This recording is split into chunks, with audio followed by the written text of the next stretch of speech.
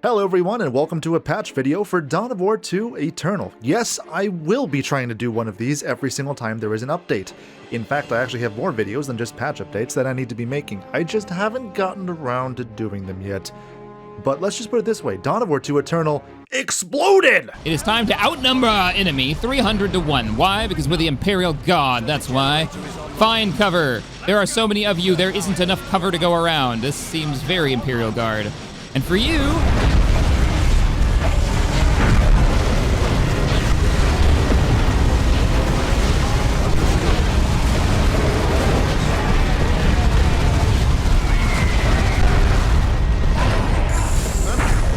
And I imagine it adds to like the overall long-term decision-making. I mean, do you open up with, like Cosmos has, where he's gone for his conscripts and focus less on recruiting units, or do you do the alternative and build lots of buildings and power generators and stuff? There's options, man, and that's what we want in RTS.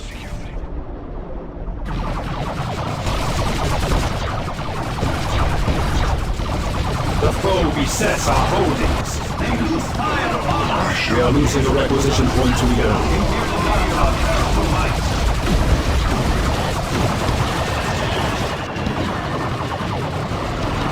Dude, I did not expect that kind of reception. It is amazing, and thank you everyone for helping to make it happen. We have had an awesome first week or so, a little over a week at this point, since the mod launched.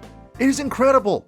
Like, seriously. And that's one of the reasons why there's a lot of videos that need to come out, because, well, it's not very clear a couple of things. We need some faction overviews, we've got to figure out what Eternal even is, various update videos.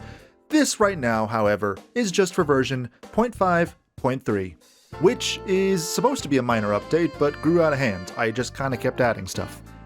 And here we are, the changelog is quite long. I'm not going to go over the entire changelog, as usual, it will be included with the patch. Well, I guess not as usual, because, you know, there's only been one update so far, and I didn't make a video on that one. But the changelog will be included with the patch, and there is also a Google Doc that will be posted in, or is currently posted in the news channel of the Discord server.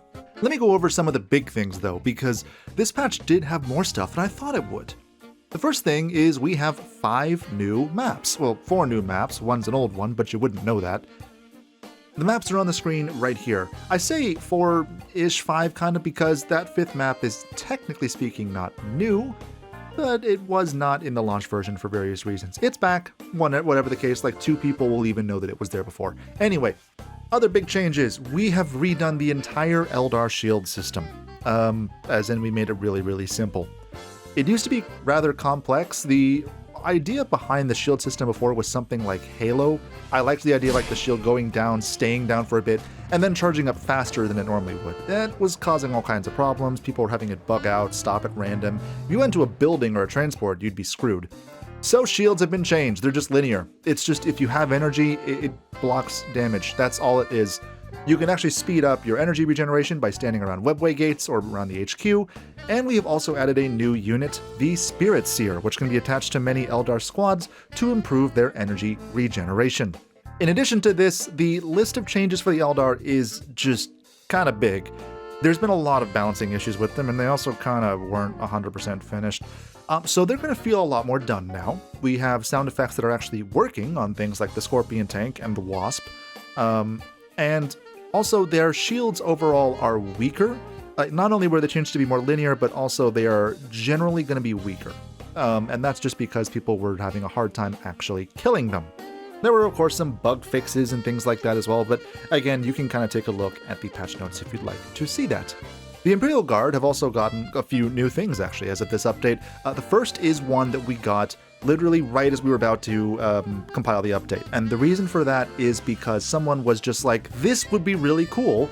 And I thought, yeah, that does sound really cool. Why haven't we done that? I quickly found out why when we couldn't find a model for it, so I kind of haphazardly made a model that's like kind of ish based off of some other model. What it kind of looks like it. It's the Penal Legion squad. They'll be added to the Militarum Tempestus in replacement of the conscripts. So basically, the Penal Legion is a 15-man squad, same health as a conscript per unit, and they start with an auto gun instead of a las gun, and they can be upgraded for 50 requisition to have combat knives and auto pistols. which makes them kind of an early game melee rush if you need them. A good melee rush? Now that's more debatable. They're pretty bad in combat on their own, but then again so are conscripts. So you back them up with something, and they might actually be alright. We also switched around the Armored Sentinel's weapons, so before it started with a las cannon and could be upgraded with a heavy flamer. Now it starts with a heavy flamer and can be upgraded with a las cannon, which works a bit better considering that the Armored Company already has the Devil Dog, which is anti-vehicle. The Devil Dog has also had its range increased to make it a little bit more useful because it wasn't all that useful. But perhaps more importantly than all of this, remember those little dragon teeth that you could build in the vanilla game? Well, those are gone now because they've been replaced. We now have 3 different types of walls you can place. Now, I don't know how the AI is going to treat this. I don't know how it's going to work in gameplay. I haven't done a whole lot of testing with it, but we have sandbags, we have barbed wire, and we have flat-out walls. Sandbags provide the same kind of benefit that the old Dragon's Teeth things did. They provide heavy cover for units that are standing behind it on either side. Barbed wire does not provide cover, but does block infantry from walking over it, but it can be run over by vehicles, of course. And then walls cannot be run over by anything and must be destroyed to be passed. So I'm curious again to see how the AI reacts to this. I don't know whether they're going to simply ignore the walls and get stuck, or if they're going to overly focus on the walls and not focus on the units behind them. But again, we will see what happens. I haven't done a whole lot of thorough testing, but it was definitely a highly requested thing. Oh, and the bunker's back. Yeah, I know we're already using the bunker asset for the Space Marines, but now the bunker's back as a buildable for the Imperial Guard, same as it was in vanilla. Of course, there were balancing changes on the Guard as well, but again, I won't go over those all in super high detail because, you know, we have the patch notes. And the Space Marines also got some new stuff. So both the Stern Guard and the Vanguard squads actually now have war gear. And it works the same way as the Leman Russ command tank actually works. Or heroes for that matter, in the sense that you can switch back to previous weapons for free with a short time between it. So the Stern Guard veteran can equip their standard bolters, a full squad of flamers, a full squad of plasma guns, or a full squad of meltas, essentially a more powerful variant of the war gear options in the tactical squad. And the Vanguard veteran squad has their default power swords, and can also equip 3 lightning claws, 3 power fists, or 3 thunder hammers. And both squads can also switch back to their original weapon as well. Now, one other thing is that the low number of units for Space Marines was causing issues with crowd control, so we've added a very small amount of area of effect to all Space Marine melee weapons. All of them. Well, no, not the combat knife. Everything but the combat knife has gotten a small amount of melee damage, or area of effect damage. So as an example, the chainsword now has half the area of effect of what was previously a weapon that might be known for having area of effect, such as like thunder hammers. This is not horribly noticeable in melee combat, but it does mean that when units get particularly bunched up, Space Marines have a slightly better chance at coming out of it in one piece. We have done a lot of unit-to-unit tests to see what would happen, and it seems to be pretty balanced. So we'll see what happens with that.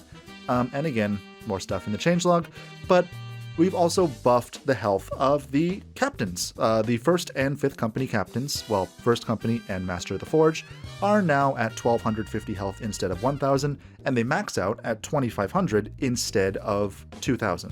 Outside of that, this is a pretty standard update, just lots of new stuff, lots of stuff for a minor update. Do not expect every update to be this big, but I will put out a video talking about them regardless.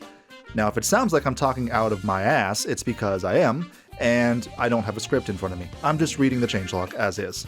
As I mentioned though, I do have other videos I have to make for the factions and for other stuff, so expect to hear from me or from someone else, because I may try to bring in some narrators, friends or people that are helping out with the mod, and we will see what happens going forward.